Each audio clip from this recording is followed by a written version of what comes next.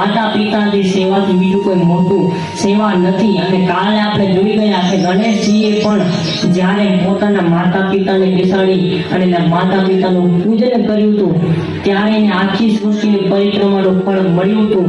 એ છે માતા પિતા। પણ કદાચ આપણે આજે આપણી સંસ્કૃતિને ભૂલી ગયા છીએ ને આપણે આપણી સંસ્કૃતિનું ભાન રાખવું જોઈએ। આપણે માતા પિતાની સેવા કરવી જોઈએ।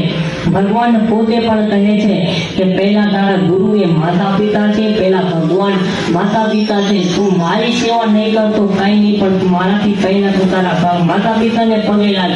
માને પગે નહીં લાગતો હું સ્વીકારી લેશું। પહેલા તું તારા માતા પિતાનું સ્મરણ કર, તારા માતા પિતાનું તું પૂજન કર, તારા માતા પિતાની સેવા કર અને તારા માતા પિતાની સેવા કરીને પછી મારી સેવા કર। તો માતા પિતાને પગે લાગીને પછી મારા દર્શનાર્થે આવ, પછી હું તને ફળ આપીશ। પણ આપણે માતા પિતાને દુઃખી કરીએ છીએ ને મંદિરે સેવા કરવા જઈએ છીએ, મંદિર ભગવાનનું નામ લઈએ છીએ, તો આ બધું નિષ્ફળ જાય છે। આ બધું કોઈ દિવસ સફળ નથી જતું અને બાદમાં આપણે કઈ પ્રાપ્તિ પણ નથી કરાવતા। પહેલા આપણે આપણા માતા પિતાને માન સન્માન, આદર સન્માન, સત્કાર કરી એનું પૂજન કરવું જોઈએ, ત્યારબાદ આપણે ભગવાનનું પૂજન કરવું।